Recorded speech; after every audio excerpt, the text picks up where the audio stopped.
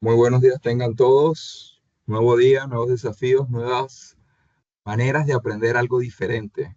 Y quiero agradecerles a todos los que se están conectando en este nuevo tema que hoy es supremamente interesante y porque tenemos también un invitado de lujo en el cual nos ayuda a entender un poco, porque hablamos mucho de inteligencia artificial, pero a veces no entendemos cuál es la base de dónde viene la inteligencia artificial, cuál es la base que nos ayuda a nosotros a conectar y a mitigar riesgos no solamente dentro de una organización, sino también a través de conocimiento.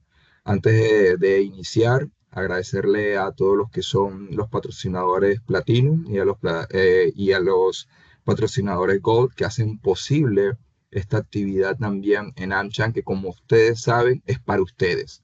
Así que superamente agradecidos y sin tanto preámbulo, quiero introducir a Álvaro Gonzalo. Es un gran amigo de la casa, una persona proactiva, innovadora y sobre todo que le encanta desarrollar negocios y siempre está buscando maneras de cómo hacer las cosas distintas, cómo poder generar un impacto que ayude no solamente a las organizaciones, sino también a nivel personal para abrir un poco más la mente.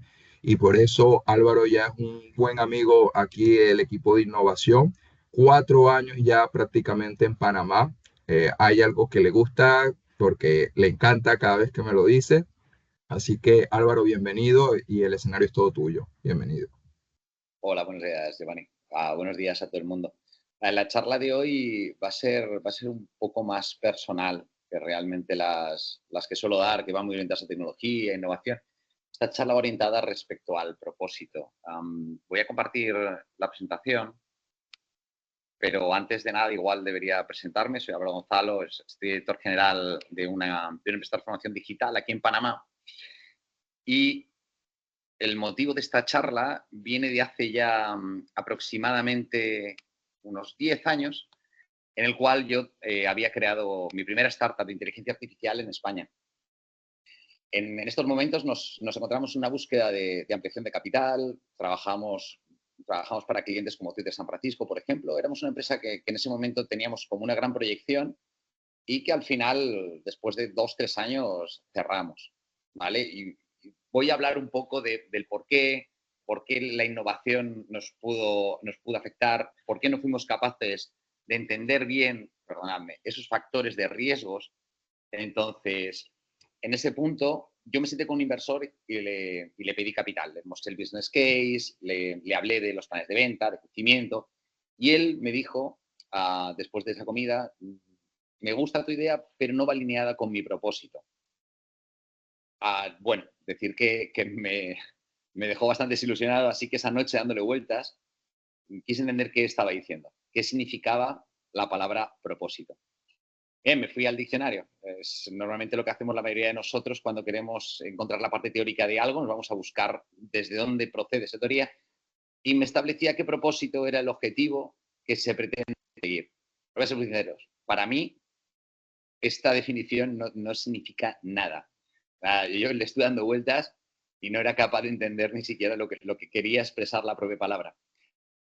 Así que en un acto más pragmático, me fui a buscar los grandes propósitos de la humanidad. Me fui a la práctica directamente y me encontré que los grandes propósitos de la humanidad eran temas como la supervivencia y la seguridad, el conocimiento, la mejora de las condiciones de vida, la justicia, la creatividad, la exploración. Y para mí empezó a tener algo más de sentido. Es decir, ese objetivo que se pretende conseguir tenía sentido si era algo intrínseco al ser humano. Y entonces lo desarrollé un poco más y pensé, bien, y para llegar a este propósito, ¿qué ha hecho el ser humano? Y el ser humano creó la tecnología y el desarrollo. Y me encontré que efectivamente, para la supervivencia, el ser humano tuvo que crear la agricultura, la medicina. Para temas como la creatividad, desarrolló el arte, la literatura. Para el conocimiento, se desarrolló la filosofía, la religión. Y ahondando un poquito más en esto, me di cuenta que para cada una de estas cosas, el ser humano se había comprometido a crear una empresa. Estoy de acuerdo que cuando hablamos de hace 5.000 años, hablar de empresas puede llegar a ser confuso, pero tenemos que entender realmente lo que significa la palabra empresa. La palabra empresa como tal no es la que nosotros entendemos. Empresa habla de una acción o tarea que entraña dificultad y cuya ejecución requiere decisión y esfuerzo. Es a raíz del siglo XV cuando las empresas empiezan a tomar un cali más parecido a lo que nosotros entendemos hoy en día como empresa. Es a raíz del siglo XV cuando grandes comerciantes y navegantes del mundo deciden empezar a reunir dinero para poder traer mucha más mercancía de la que ellos pueden con su propio capital. Es en Génova cuando los primeros comerciantes establecen de las rutas de la seda el grandes capitales para poder traer seda a Europa. Y en ese momento la gente empieza a poner dinero. Cuando se empiezan a crear estas agrupaciones económicas, se empiezan a establecer contratos que asocian sobre el dinero que entra el capital que se va a recibir. Y en ese modelo se crea la empresa que conocemos hoy en día. Esto, si visteis mi charla anterior, ya lo entenderéis. Las empresas hoy en día tienen 4 etapas claras. ¿Por qué? A raíz de ese siglo XV, donde empiezan a crearse estas empresas, empiezan a profundizar mucho en la propia vida de la persona.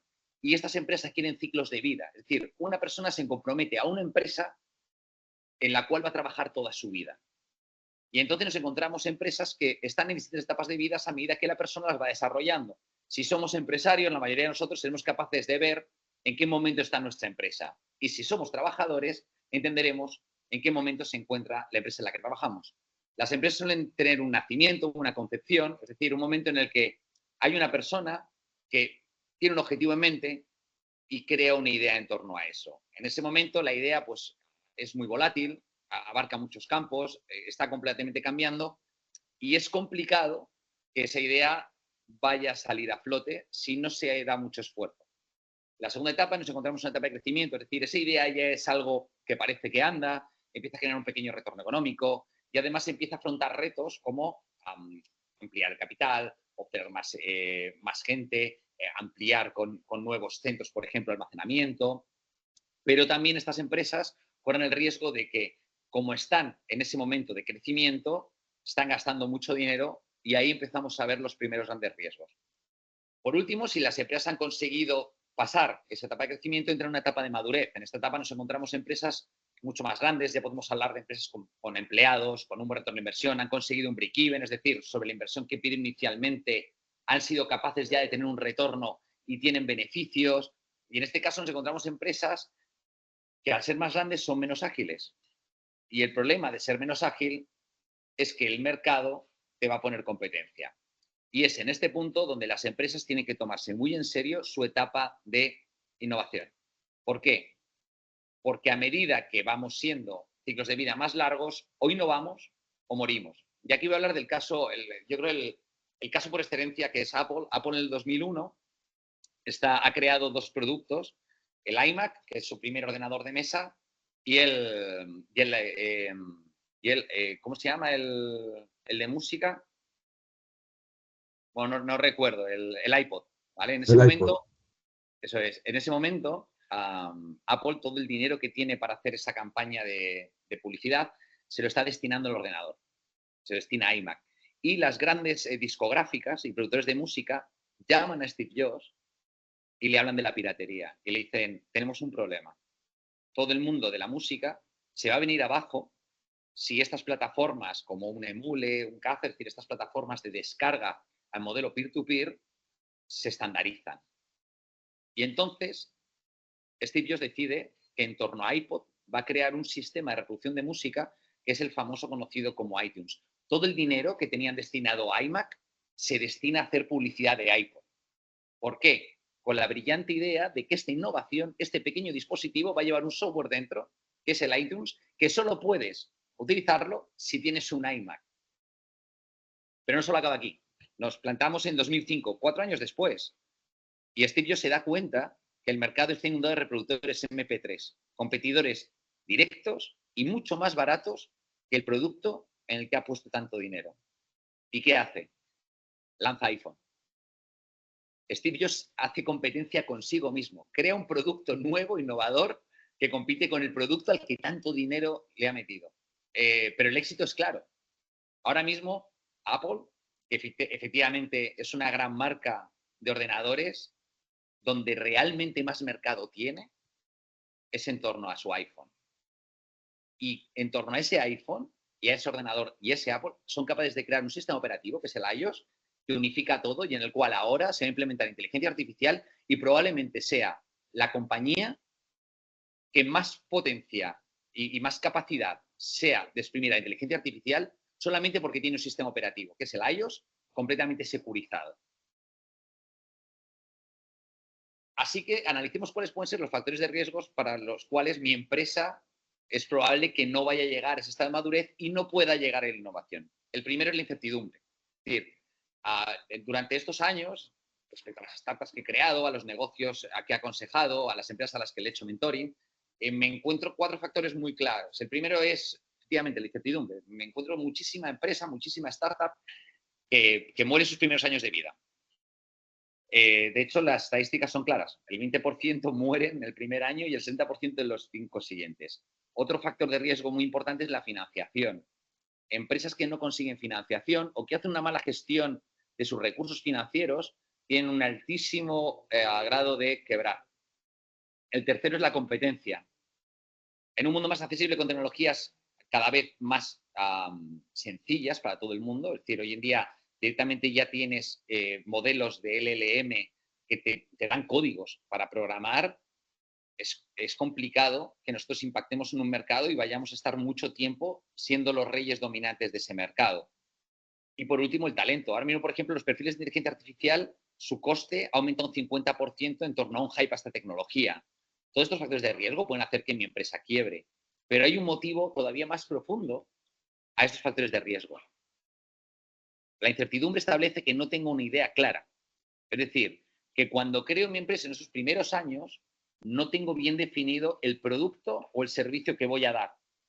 Y esto hace, muy probablemente, que me vaya dispersando en el tiempo buscando esa solución. Eso lo que produce es una falta de confianza y credibilidad en el mercado, lo que va a hacer que probablemente los fondos de inversión o los venture capitals, cuando vayan a darme dinero, no vayan a apostar por mi idea, sino vayan a apostar por otras. Esas otras pueden ser competencia. ¿Por qué? Porque la competencia sí que puede crear realmente un factor diferencial en el producto. Y ese factor diferencial lo que va a hacer es generar confianza y probablemente posicionarse mejor que yo en el mercado. Y por último, el talento. Si yo no soy capaz de inspirar a mis colaboradores, si yo no soy capaz de darles unos buenos salarios, si no soy capaz de darles unas buenas condiciones laborales, es muy probable que se vayan a la competencia. Todos estos factores de riesgo realmente van ligados. Si yo no tengo una idea clara, no consigo inversión ni financiación. Si yo no soy capaz de conseguir financiación, es muy probable que no sea capaz de explotar un factor diferencial. Cuando yo en un mercado de competencias no tengo un factor diferencial, lo que me queda es ser el más barato del mercado. Y si soy el más barato del mercado, tengo menos beneficios a final de año, por lo cual me va a costar mucho más retener el talento. Voy a dar 4 casos de empresas que se enfrentaron a estos escenarios de riesgo y salieron exitosas. El primero es Airbnb. Airbnb se encuentra un sector hotelero, ¿vale?, que tiene una competencia enorme, cuyos precios no están estandarizados y lo que genera una incertidumbre en su modelo de negocio. Airbnb lo que establece es crear nuevas oportunidades. En un mercado de incertidumbre, lo mejor que puedes crear son más oportunidades para que ese mercado se vaya asentando poco a poco. Es un poco lo que nos encontramos ahora en el mundo cripto. Nos encontramos unos activos de especulación, porque realmente no tienen puertas que lo sienten, y a medida que vayan entrando nuevos organismos, se irán regulando y podremos establecer un precio fijo probablemente de Bitcoin. Y ahí sí podemos definirlo con el valor oro. Bueno, Airbnb lo que hace es crear una oportunidad directa de rentas. Es decir, directamente establece que el mercado se vaya regulando porque las propias personas van poniendo un precio a sus espacios. El segundo factor de riesgo, creo que la empresa que mejor lo consigue compaginar es Facebook.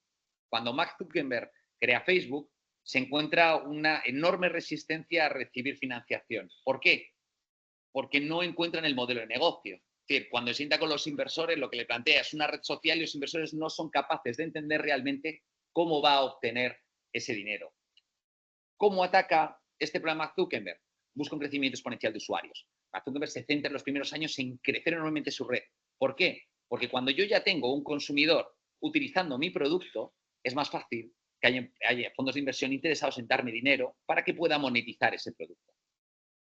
Creo que Netflix es un clarísimo ejemplo de cómo afrontar un riesgo en torno a la competencia. Y esto es el claro ejemplo de Netflix Blockbuster. Es decir, hay un momento en el cual Netflix se encuentra que tiene un competidor directo. Netflix es posterior a Blockbuster, pero coinciden en un momento en el espacio-tiempo. Y el modelo de Netflix está compitiendo con Blockbuster simplemente con el modelo de que él envía la película y pide que se la devuelvan a través de mensajería, lo cual ahorra costes en el tema de no tener tiendas físicas, pero la fidelización del cliente es más complicada. Y entonces Netflix decide cambiar drásticamente su modelo de negocio. Se da cuenta que la manera en la que puede tener más rentabilidad y puede reducir menor el coste es crear plataformas de streaming de vídeo. Y por último, Google. Google es, y esto creo que ninguno tenemos aquí ninguna duda, es una de las mejores empresas en cuanto a la retención de talento. De hecho, el mayor ejemplo es que Google plantea espacios propios para la innovación donde deja a los empleados que propongan ideas y una de estas ideas es Gmail. Gmail no viene de la actividad de Google. Gmail viene de uno de los empleados de Google que decide crear una herramienta de correo electrónico. Google es uno de los mayores ejemplos de la creación de cultura corporativa, donde el empleado se siente completamente ligado a la marca. Y aquí volvemos al propósito. El conocimiento crea propósito. Cuando analicé estas empresas, y luego lo veréis también posteriormente, me fui a buscar el propósito de estas empresas, por qué se habían creado y cuál era el propósito que tenían. Bien, Airbnb son 3 compañeros en un piso de San Francisco, habría que ver las condiciones de ese piso, que en una gran convención que se da en la ciudad, se dan cuenta que la mayoría de la gente no puede ir, mayoría de compañeros suyos de distintas universidades, también tecnólogos, que no pueden acudir a la convención porque los precios de los hoteles han disparado. Entonces deciden empezar a alojar a compañeros, alquilarles un espacio, ponen colchones hinchables en el piso, en las habitaciones, y los rentan. Y se dan cuenta de que necesita que haya un alojamiento accesible para todo el mundo. Es decir, ante una necesidad y un riesgo, Airbnb crea una oportunidad en torno a un propósito. Que todo el mundo tenga la capacidad de poder tener unas vacaciones relativamente dignas sin pensar que se va a ir gran parte de ese porcentaje del dinero que tienen del capital en un alojamiento. Mark Zuckerberg ataca el riesgo de la comunicación. Mark Zuckerberg lo que plantea es que ante un mundo donde es complicado que la gente pueda exponer sus ideas y tener visibilidad, crear una plataforma que conecte a las personas y a las ideas.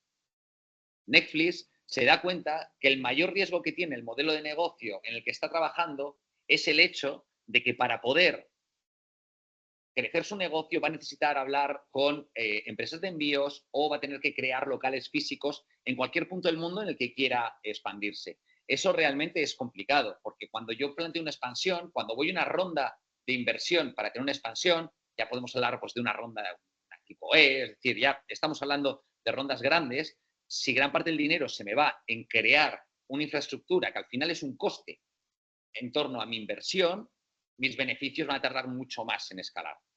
Por lo cual, en torno a eso, lo que plantea es, ¿por qué no creamos algo de fácil acceso y que democratice el acceso al entretenimiento para todo el mundo? Y por último, Google. Google ataca para mí uno de los mayores factores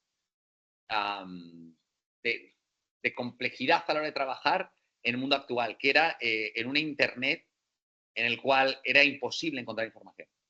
Es decir, Google crea un motor de búsqueda indexando los sitios, ¿vale? Un motor muy rápido y muy dinámico, y lo que plantea es organizar la información del mundo. Fijaros, o sea, los propósitos que van por detrás de este tipo de soluciones que son tan accesibles para nosotros, que es agarrar un móvil y descargar una aplicación, el propósito por detrás es algo enorme. Es algo tremendamente importante y bonito. Y cuando creas un propósito, cuando tienes un objetivo, creas el éxito. Y entonces, lo que es la incertidumbre se torna en confianza. Cuando Airbnb ataca un mercado como el que estaba con su solución, lo que crea es una confianza enorme, tanto en los consumidores como en los inversores. Porque el tiempo que estás destinando está yendo orientado a dar sentido a tu trabajo. Y de verdad, con la cantidad de horas que dedicamos a trabajar, para la gente que emprendemos, tener un propósito por detrás es clave. porque hay muchas horas que no sabes hacia dónde vas. Por lo cual, tener claro ese destino, ese es muy importante. Los inversores pasan a ser socios. Normalmente en un mundo como este, en las startups o las empresas de crecimiento, te encuentras que la mayoría de los inversores, los venture capital, lo que están buscando es en las primeras rondas dar dinero para que crezcas muy rápido y vayas a siguientes rondas y ellos multipliquen su inversión.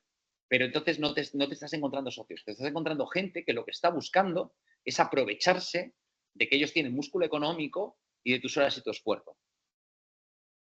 La competencia se convierte en sinergias. Cuando tienes claro un propósito, cuando tienes claro qué es lo que vas a atacar y a dónde vas a ir, no encuentras competidores. Encuentras empresas similares que seguramente te ayuden a conseguir tu propósito. Y por último, dejas de ver empleados. Empiezas a ver colaboradores. Empiezas a ver a gente que se une a tu barco y en el cual dejas de ser un jefe y te conviertes en un líder. Es en torno a esto, en torno a estos factores de éxitos apoyados en un propósito, en los cuales la innovación acaba siendo un éxito. Como diría Steve Jobs, si quieres cambiar el mundo, piensa diferente. Pero para pensar diferente necesitamos estar tranquilos. Necesitamos tener la mente completamente preparada para ese nuevo cambio. Solamente cuando tenemos ya los factores de éxito conseguidos es el momento en el que la innovación tiene sentido y puede lograrse. Y aquí os voy a hablar de 5 empresas, creo que, o sea, viendo esta slide, todo el mundo las conocemos. Para mí son vectores de innovación claves. El primero es Tesla, con su cultura. La cultura de Tesla, aunque Steve Jobs es un tirano, la verdad, creo que tenemos que tener claro que es un genio. Y plantea una cultura muy parecida a la de Google, en la cual se premia la creatividad y permite que los empleados trabajen sobre ideas innovadoras que van a permitir que probablemente, y en este caso ni siquiera Tesla, sino las siguientes empresas que crean en torno al ecosistema de Tesla, sean grandes casos de éxito. La segunda es la adaptación. Necesitamos empresas ágiles, capaces de adaptarse al cambio. De hecho, Amazon es un claro ejemplo. Amazon empieza siendo una librería, básicamente una venta de libros digital, y Amazon, que empieza con un modelo en el cual no hay tiendas físicas, está creando ya espacios físicos, donde tú directamente vas a comprar, lo metes todo en un carro con inteligencia artificial y se hace la compra automática. Es increíble, es decir, de un modelo súper disruptivo vuelve un modelo tradicional, pero con la innovación y la disrupción. El tercero es la NASA.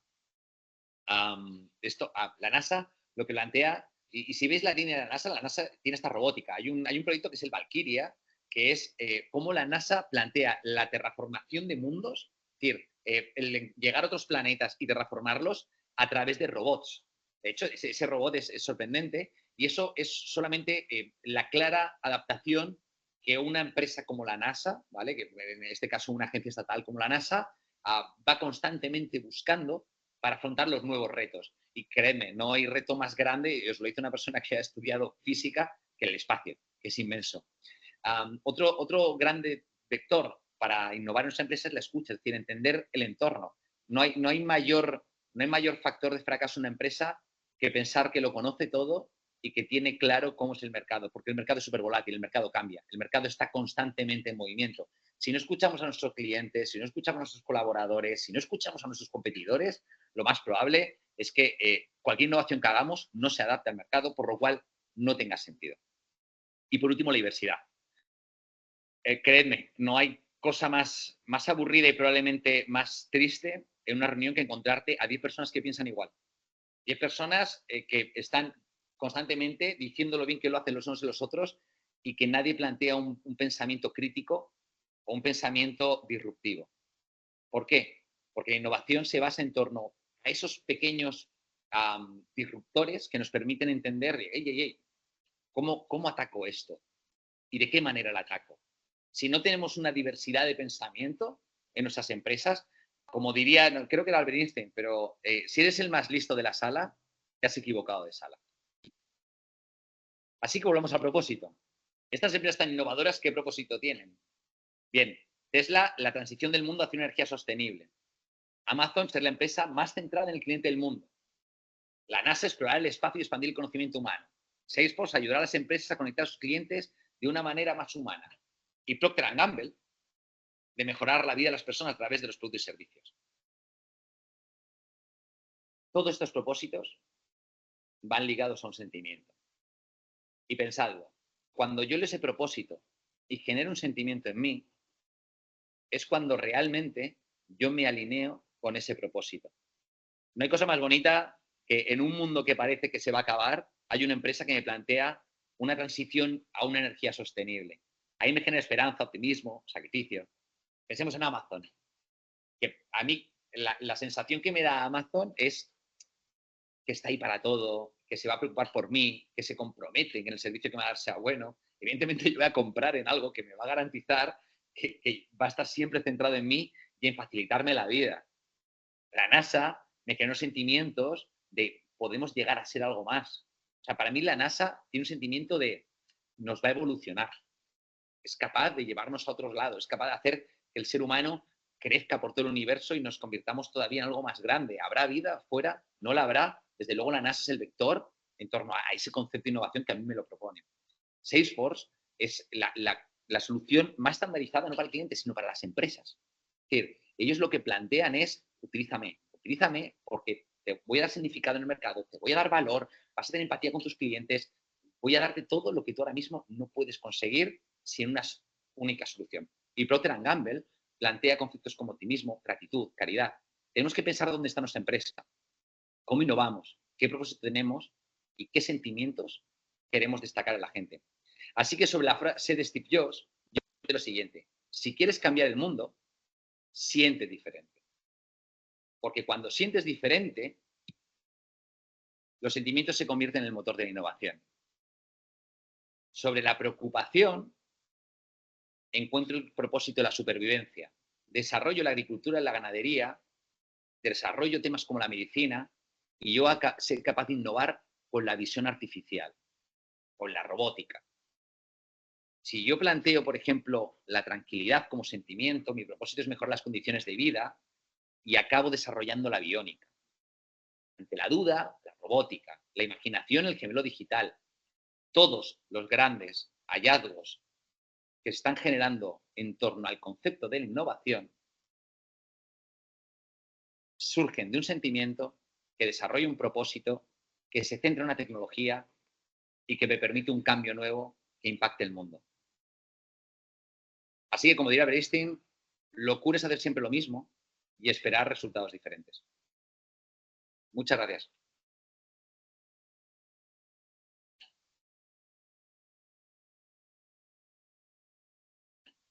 Excelente, Álvaro, sobre todo porque es lo que hemos hablado y lo que siempre estamos transmitiendo con respecto a las nuevas tecnologías, que al final si no se adaptan no son exitosas, pero detrás de esa adaptación hay un propósito, hay una cultura, hay una agilidad, y a veces eso se deja de un lado, y por eso se dice por qué fracasan. Y sobre todo nos gusta mucho ese análisis de los que mencionabas de las startups. Pero aquí tenemos una pregunta que tenemos levantada, JP. Adelante, Ay, presidente. ¿cómo están? Buenos días. Espérate, que estoy desde el teléfono. Ok, listo. ¿Qué tal, Álvaro? ¿Cómo estás? Oye, muchísimas gracias. No creo que ha habido mejor forma de arrancar el día. Pregunta para ti en este tema del propósito. Cuando tienes organizaciones que ya van pasando tercera, cuarta generación, eh, uno debes adaptarte al mercado, pero dos también, digamos que cada generación tiene como un proceso de renovación del propósito, ¿no? Eh, ¿qué podrías comentarnos sobre esa renovación del propósito de generación a generación? Y no sé, alguna recomendación sencilla de algún caso que hayas visto exitoso. Por ejemplo, yo tengo una organización que ya tiene 70 años, y digamos que, hey, vemos cómo, por ejemplo, yo soy tercera generación, pero es una duda que tengo, ¿no? O sea, nosotros vivimos nuestra propia realidad y tenemos nuestras propias reglas del juego, pero me pregunto si de repente tengas algún caso que quieras compartir, que después podamos ir a estudiar. Y muchísimas gracias nuevamente por tu tiempo y por acompañarnos en la mañana de hoy. Excelente pregunta porque de hecho hay un estudio demostrado que normalmente la tercera generación es la que acaba destruyendo la empresa porque ha perdido el significado del esfuerzo que costó a la primera generación crearla. O sea, es maravillosa.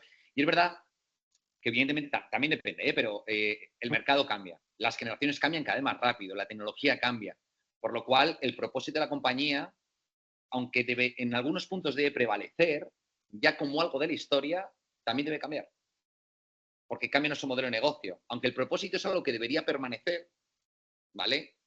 Siempre hay que darle pinceladas. Pensemos en McDonald's. El propósito inicial de McDonald's era comida accesible, rápida, para la gente. Y el propósito de McDonald's, no sé si os habéis dado cuenta que ha ido cambiando. Ya ese rojo empieza a cambiar tonalidades verdes. Ahora está buscando un modelo más de comida saludable. Comida donde, por ejemplo, yo compro al mercado local, ayudo a mis proveedores. Es decir, McDonald's, por ejemplo, ha hecho un cambio más a cultura corporativa, cultura de impacto, adaptándose a las necesidades de generaciones que, por ejemplo, ya son más veganas, ya no les gustan las granjas de explotación animal, no les gusta que se deforeste el Amazonas. Y McDonald's, por un crecimiento tan grande que tuvo, evidentemente era una de las grandes. O sea, estaba claro que McDonald's había deforestado la mitad de Brasil para que se plantara ganado allí. Y eso salió a la luz. Entonces McDonald's empezó a hacer ese cambio. ¿Es un propósito? Yo creo que sí.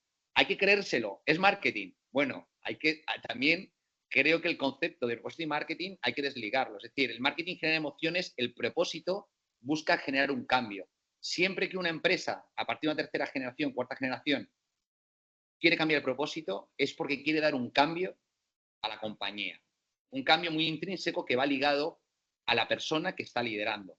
Esa persona, evidentemente, tendrá una manera de ver el mundo distinta a sus antepasados y tendrá una manera de generar ese cambio.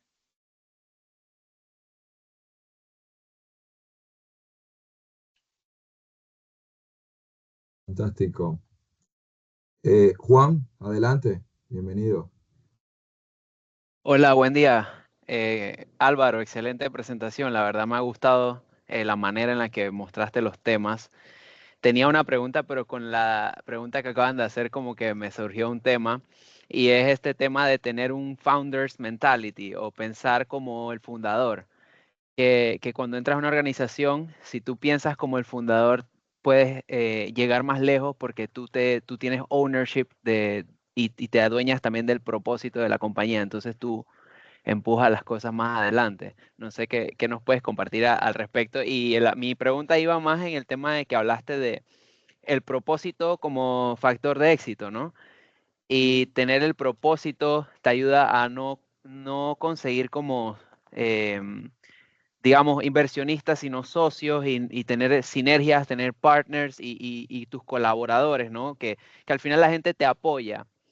Y como ahora estoy así como muy interesado en el tema de negociación, que me ha llamado la atención, quería preguntarte si tú crees que al tener un propósito bien definido, eso te permite a ti o te facilita el hecho de las negociaciones que tienes que hacer con todos esos actores, ¿no? Tanto tus socios, tu, tus partners. ¿Cómo eso facilita, al tú haber tenido tu propósito mejor definido, cómo eso te facilita el proceso de negociación? Sí, y aquí, o sea, vamos por partes. La primera es tener un propósito ya desde la perspectiva de fundador, ¿no? Como yo en algunas startups que he tenido, tener un propósito te facilita todo. Es decir, yo, por ejemplo, estoy creando una startup, modelo de inteligencia artificial full, y hay dos maneras en las que yo puedo hablar con un inversor. Yo le puedo decir, no, tengo un software de inteligencia artificial que es maravilloso, que va a atacar esto, tal, o yo le puedo llegar desde mi propósito y decirle, yo te lo tengo muy claro, voy a simplificar el trabajo a la gente, porque quiero que la gente trabaje de 8 a 5, que todo esté gestionado por inteligencia artificial y cuando salgan dediquen vida a su familia, a sus hijos, a sus amigos. Quiero regalarles tiempo a la gente. El mensaje cambia completamente. Cuando yo tengo un propósito, cuando yo voy persiguiendo un propósito y soy capaz de explicar mi propósito, el dinero llega. Porque la gente que entiende eso quiere sumarse a tu carro. Y lo mismo pasa cuando yo busco colaboradores Y aquí, yo no soy experto en esto, es mi padre el que es experto en esto, pero el propósito tiene que generar una cultura. Y esa cultura tiene que permear en la organización. Por lo cual, cuando llega gente a mi empresa, tienen que entender el propósito, tienen que asimilarlo y entonces tienen que pensar que son, no sé si fundadores, pero sí parte de ese cambio en el mundo. O sea, no hay algo más triste y le pasa a muchísima gente, ¿eh? O sea, yo esto lo baso en la startup que estoy creando, el síndrome de burnout. Hay muchísima gente que va al trabajo sin propósito. Va al trabajo simplemente porque tiene que trabajar, porque necesita generar dinero. Pero en poco tiempo están completamente quemados, están deprimidos, están tristes. O sea, el 50%, 60% de la gente está deprimida. No encuentra un sentido en su vida laboral. ¿Por qué? Porque seguramente no están alineados con la cultura corporativa. O porque cuando la empresa le dice, bueno, es que la cultura aquí es que todos tengáis tiempo para disfrutar de la familia. Luego se da cuenta que trabaja de 8 a 9 de la noche. Entonces, dice, ¿y dónde está esa cultura? Por lo cual, así como es verdad que el colaborador tiene que identificarse con esa cultura, creo que la empresa tiene que ser consecuente con ese propósito y esa cultura que quiere llevar a los trabajadores. Yo tengo muy claro, mis equipos no trabajan más de las 8 horas reglamentarias. Si trabajan más horas, yo el viernes se lo doy libre. Trabaje las que trabaje. Si me trabaja más de las horas del viernes, evidentemente le doy 2 días. Pero si trabaja en la semana 2, 3 horas más, el viernes es día libre. Agarra a tu familia, vete a la playa. No te quiero aquí. Dicen, ¿por qué no? Porque te vas a cansar, te vas a quemar y al final, ¿para qué? Si tu salario va a ser prácticamente el mismo. O sea, yo te subiré el salario porque estás demostrando, pero de momento, si dedicas más horas, desconecta. Es una merecida recompensa. Y lo que me encuentro son equipos que realmente pueden producir en 4 horas y entregar todo al cliente. Vale, muchas gracias, Álvaro. No sé si dentro del público hay alguna pregunta o pueden escribirla para Álvaro. Luz, bienvenida y adelante. Buenos días, disculpe, quería agradecerle ante todo por la charla, muy buena. Quería decirle cómo uno puede mantener que las personas dentro de las empresas tengan un valor intrínseco con lo que son mantener su propósito, con estar alineados con los valores de la cultura de la empresa. Es una pregunta complicada porque cada empresa tiene unos valores distintos, pero yo creo que la empresa tiene que entender que primero tiene que tener un cambio de mentalidad. El trabajador no es un trabajador, es un colaborador. Es decir, para que mi empresa dé unos resultados a final de año, todas las personas ahí tienen que estar remando. Pero si mi empresa consigue esos resultados a final de año, todos los colaboradores que hay en mi empresa deberían salir beneficiados. No hay cosa más triste que estar trabajando en una empresa que aumenta sus beneficios un 15% y que al final solo se vea en un reparto de dividendos entre los socios accionistas. Es decir, que el propio trabajador que ha dedicado sus horas de esfuerzo, alineado a esa cultura, no tenga un beneficio a cambio. Por lo cual, yo, por ejemplo, hay que tener sistemas de valoración, de banding de otras compañías, en las cuales cuando tú estableces el forecast, el budget, los objetivos que vas a tener a final de año, tengas claro que esos objetivos tienen que impactar directamente en los objetivos de tus colaboradores y que estos objetivos tienen que ser personales para cada uno de ellos. Tienes que buscar objetivos de crecimiento pensando en que estos colaboradores cada vez tienen que ser más importantes porque van adquiriendo nuevos roles y además objetivos de gratificación. Es decir, si tú has cumplido, has desarrollado todo lo que te he pedido, has hecho las propuestas, has vendido, has llegado en tiempos, has generado que yo no pierda dinero porque el proyecto se me retrasa, etcétera, bueno, yo a cambio te voy a subir salarialmente un 8%, 5%. ¿Por qué? Porque tú al haber conseguido todo esto, yo he aumentado mis beneficios y entonces sobre estos beneficios hay una parte que puede repercutir en ti, tanto a nivel de conocimientos, porque te voy a hacer cada vez más bueno en tu trabajo, como a nivel de beneficio económico, evidentemente.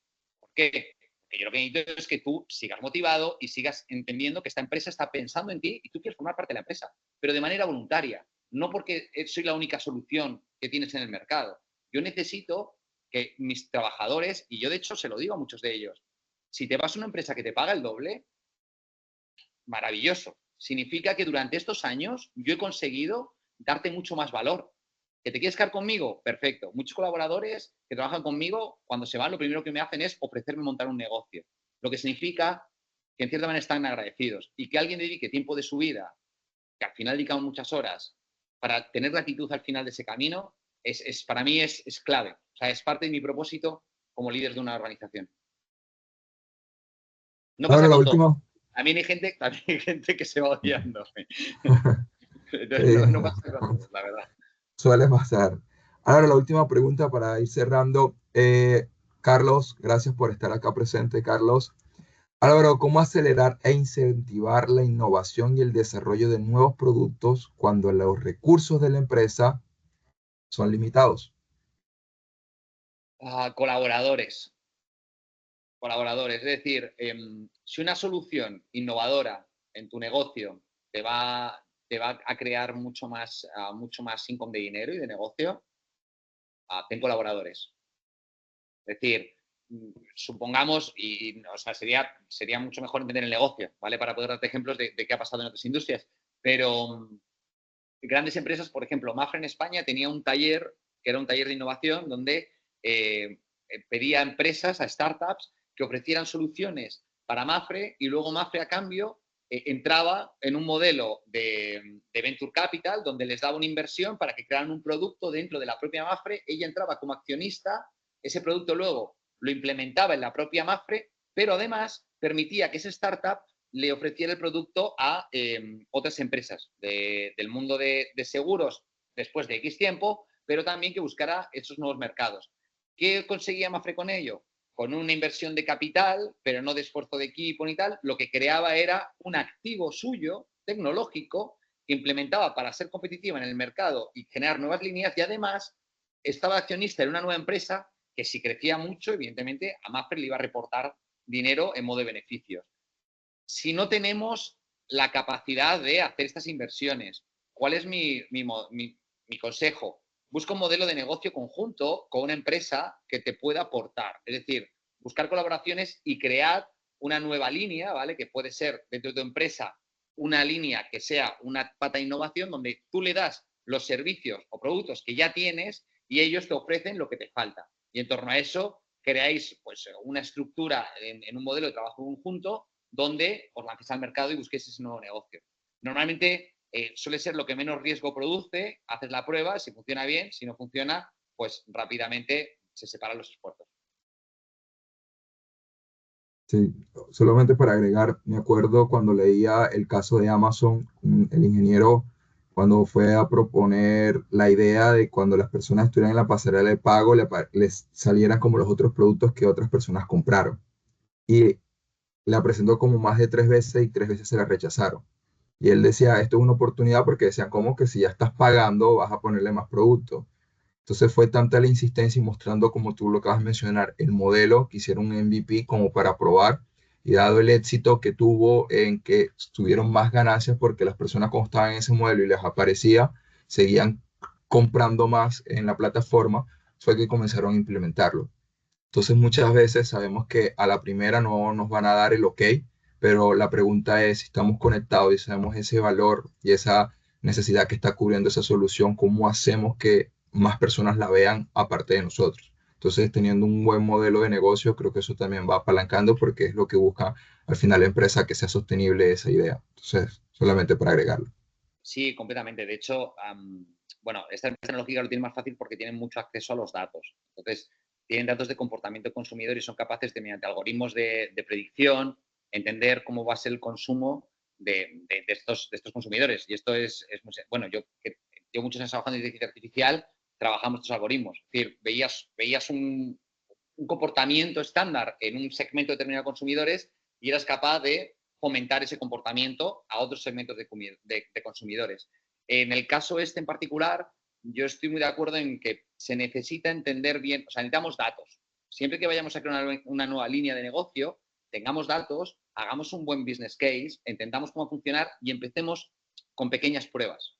Es decir, testemos al mercado, veamos si esta idea que nosotros tenemos funciona y empecemos con pequeños escenarios. No necesitamos una gran inversión, necesitamos un pequeño modelo para probar, ver cómo funciona y sobre eso crear el gran producto. Y esto lo vemos en la mayoría de las empresas tecnológicas de industria, generan prototipos. Y en el prototipo no te creas, incluso las de software. Es decir, yo cuando he ido a veces a buscar inversores, yo no tengo el software creado. Yo les muestro lo que va a ser y a lo que va a funcionar. Y entonces ellos ya, con un case económico y con la solución, deciden si quieren entrar a inversión y a cuánto porcentaje. Y ahí entras en una etapa de negociación. Pero siempre con un buen modelo estandarizado, empecemos con pequeñas pruebas, MVPs. Perfecto. Nuevamente agradecerte, Álvaro, por el espacio, sobre todo por darle una visión distinta a lo que realmente es la innovación, que no solamente es buscar las tecnologías y las grandes inversiones, sino conectar con el propósito y que no solo es algo de uno, sino de todos. Así que nuevamente agradecerte por el espacio, este es tuyo, agradecerle a todos los que se han conectado y sobre todo recordarles que este espacio es para ustedes. En Anshan tenemos distintos comités que hablamos diferentes temas de salud, hablamos de sostenibilidad y si usted conoce una persona que pueda participar, pues háganoslo saber, que de esto se trata, que todos nosotros comencemos a fortalecer nuestros conocimientos y sobre todo en pro del ecosistema en Panamá de crecimiento. Entonces, agradecerles y desearles un feliz día. Buenos días a todos. Giovanni. Gracias, Giovanni. Gracias, Álvaro.